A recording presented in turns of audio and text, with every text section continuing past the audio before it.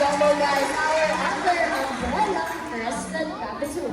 Now did you know one of the reasons of global warming is due to air pollution coming from our transportation? And this morning, Jumbo will show us how to lessen our carbon footprints by showing us how to ride a ding ding ding. Bicycle and boy, ready ka na? Sakay! And sika! There you go mga kapal! Pang first placer! Mga Iron Man! Sika dito eh! Para lang! Good boy! And out to the kids out there. Or sa mga bisita natin na hindi marunong magbisita na. Don't you worry po because tuturuan tayo ni Jumbo. How's it riding? Thank you, alright, oh boy. One more time. Sakay. And sika. And there you go. Good job, Apollo. Now you see, guys, if our animals comes home from Mother Nature, we can also do our part by doing the reuse, recycle, and repurpose, and some alternative ways for our transportation. That's all for Jumbo po. Palakpakan mo. Palakpakan ng Power Trainer. Si Kuya Shimar. Thank you so much. Alright, now moving on na tayo guys sa our next animal ambassador. Ito guys, pinsan po ito ni Apollo at ni Jumbo. And newly trained po ito sa atin. Alright, now please help me welcome Beauty.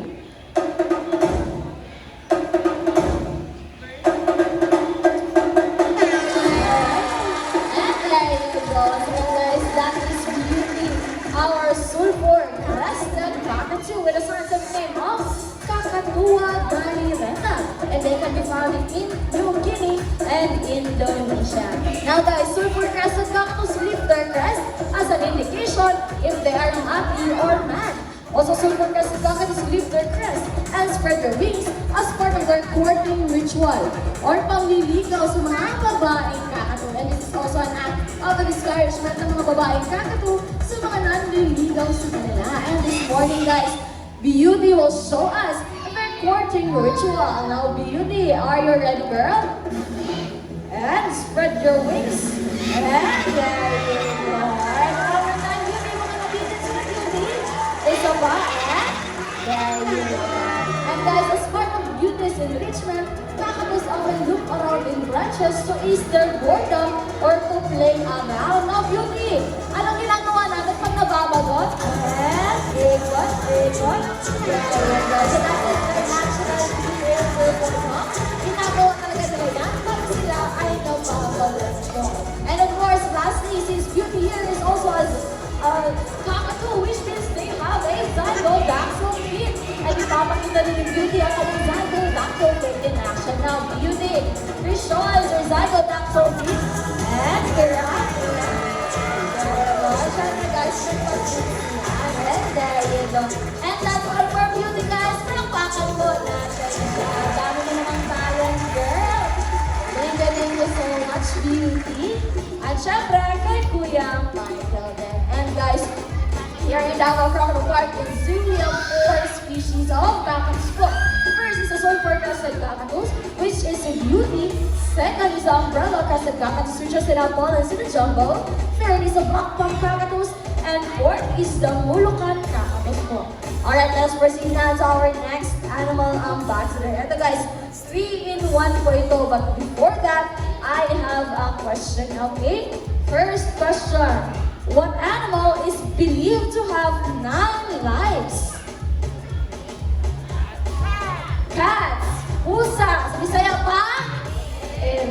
Alright, second question. Listen carefully.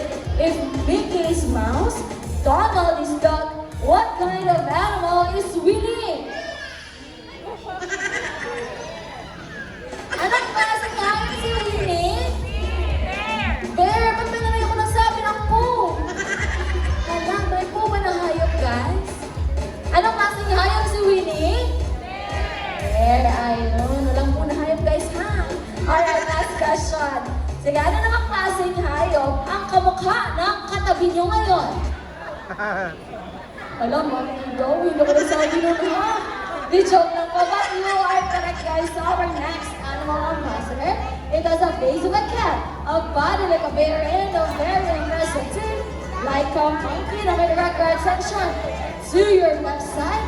And that is Teddy, our Palawan bear cat.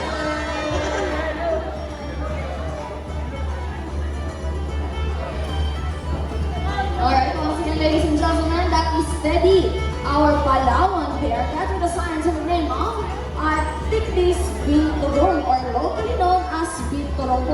Now, did you know that their tail can act as a flip, or it is prehensile in nature? The definition of prehensile is being able to gradually convert sa mga objects na kasing galila ng ating mga kamayas po. Ganyan na ganyan ang kanilang mga teeth.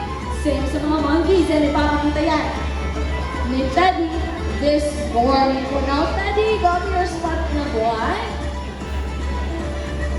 Naamoy-amoy na dyan, Teddy boy. Alright, go to your spot na boy. And please show us your prehensile tail in action. Are you ready? Ayan na guys. Down, down, down. And there you go. That is a prehensile tail in action po. And by doing that in the wild, to grab some fruits hanging from a branch. Nakapatan po natin si Teddy. Thank you so much, Teddy. Now, my other guard section. To your right side na naman. And that is Uno, Teddy's older brother. Tapos Uno guys, may pagka-shy kayo siya. So, hindi mo lang po. Alright? And by the way, Palawan bear cats are endemic here in the Philippines. Meaning, dito lang po natin sila makikita sa Pilipinas, specifically sa Palawan. And the reason that there is bear in their names is because they can also stand up using their two hind legs, just like a bear po. Ay, napapakita yan ni Uno this morning. Are you ready to stand up, up? Uno boy, up, and there you go. That is your two hind legs in action. Thank you so much, Uno. And of course, thank you so much, Teddy. And guys, Palawan bear cats po are omnivores. So kumakain po sila ng prutas, gulay, at karne. Now, once again, they are omnivores po, ha? O sige, may tanong ulit ako sa inyo, guys. Anong tawag sa mga hayop ang kumakain lang ng herbs or grasses? Herbivores. Correct. How about meat o karne? Carnivores. How about herbs, grasses, at karne? Omnivores. Perfect. Ito last question. Anong tawag sa mga hayop ang kumakain lang ng fruits or prutas? Salad? Kuya Poy, ha? O sino nakakaalam guys? Hindi maniwala kay Kuya Poy. Sino nakakaalam? May nabali? Wala? Assignment na lang? Sige po, tuturuan ko na lang po kayo. So the correct answer is frugivores. Kung nakikinig kayo, ano yun? Frugivores. Frugi meaning fruits and vores or fruits meaning eater. At mukhang nakauwi na si Teddy. And si Uno, pauwi na rin. Alright. Now guys, thank you. Once again, that is Teddy and Uno. Palakpakan po natin sila. At ang kanilang mga focus winner, Richie and Kuya. Alright. Now let's proceed na to our last animal ambassador.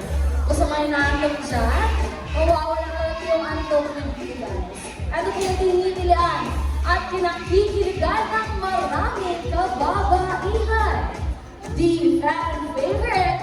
Now, please help me welcome Piolo. Palakpakan po natin si Piolo. Alright, once again, Piolo. Piolo. Piolo. Where's Piolo? John Green. Piolo is missing. Money. Para sa'yo, ang laban na to. Para sa'yo. Wala si Piolo. Wala. Nawala.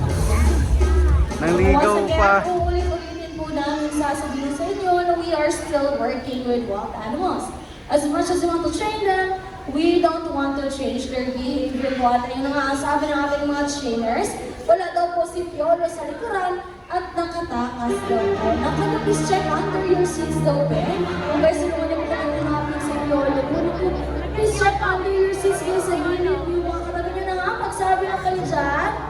Mga kuya, bakit kayo ba nagsabi?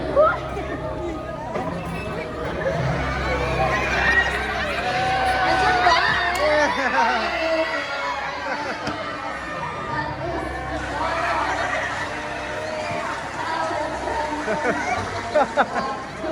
Kala si Piolo.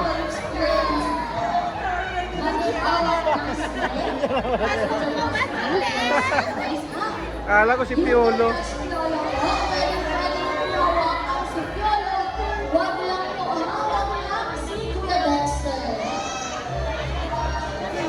Sino po natin na gusto mo ng picture, don't you worry guys. So later, after the show, we will all have the chance to take pictures with our animal. So mabisita natin na gusto mag-picture. Once again, later after the show, lalabas po ang ating ibang animal ambassadors for you guys to have pictures with them, okay?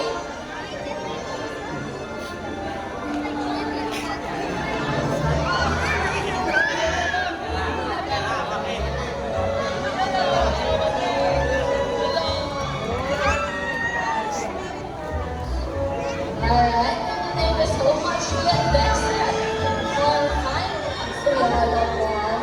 Now guys, at this moment, we will be meeting one lucky adult guest. Pero syempre, hindi ako napipili ha, si Kuya Dexter po. Na Kuya Dexter, siya mas mapibisita ng umaga.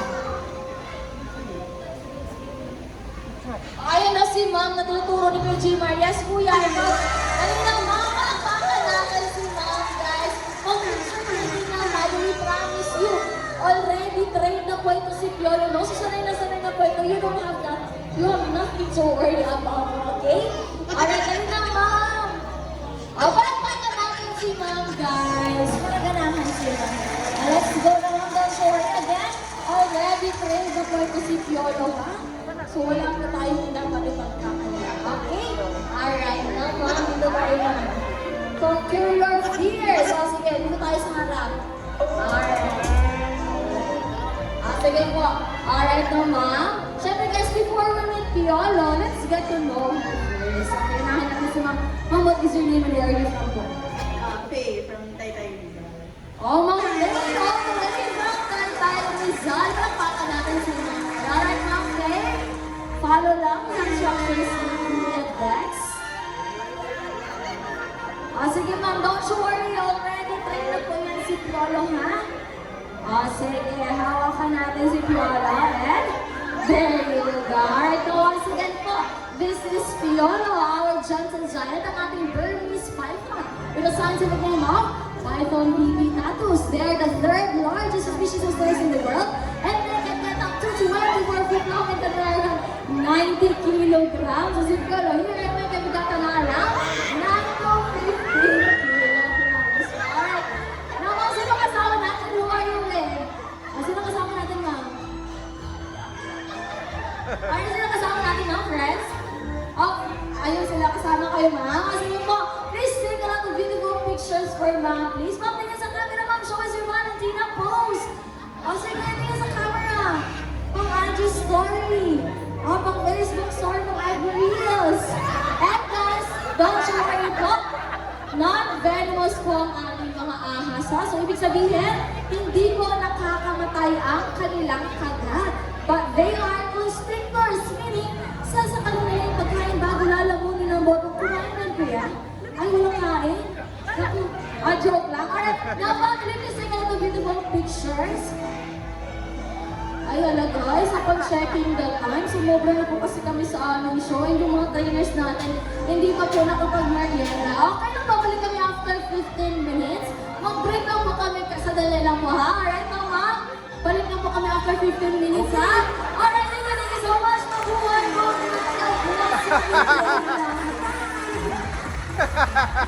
Ay, joke lang. Naku, next turn. Ikaw talaga.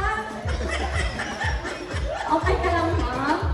Hindi na daw. Alright, now, Ma'am, thank you so much. Napakasal natin si Mugay, guys. Birthday mo na siya. Alright, and that's all for our show, guys. Now, here in Davao, from our part in Zoo, we have our mission. And that is to protect, preserve, and educate people about this love lovely animals. The moment that you're in this facility, you are not just sitting and sending photos and videos to the animals.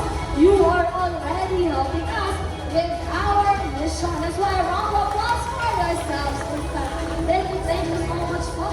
And let me introduce you to the trainers. We have Kuya Dexter with the stick, Kuya Jimar with the wrong and the two, Kuya Richie with the cut spiral, Kuya Boy with our camera, check out the moment to it. And si Kuya Kenji with the big box. At those in the house, si Kuya Michael. And once again po, my name is Christine, and we are Davao Crocodile Park and Zoo, working with nature for a better future. Maraming salamat sa inyong tanan. Ayan, sa mga bisita po natin na gustong magpa-picture with our animal ambassadors, especially with our snake po, you can fall in line po dito at lapitan po si Kuya Dexter, ha? At sa mga takot naman po sa ahas, andyan po yung ating mga kuya with our birds po. At Kuya Gina with the Romy, Kuya Richie with our practice para, and Kuya Boy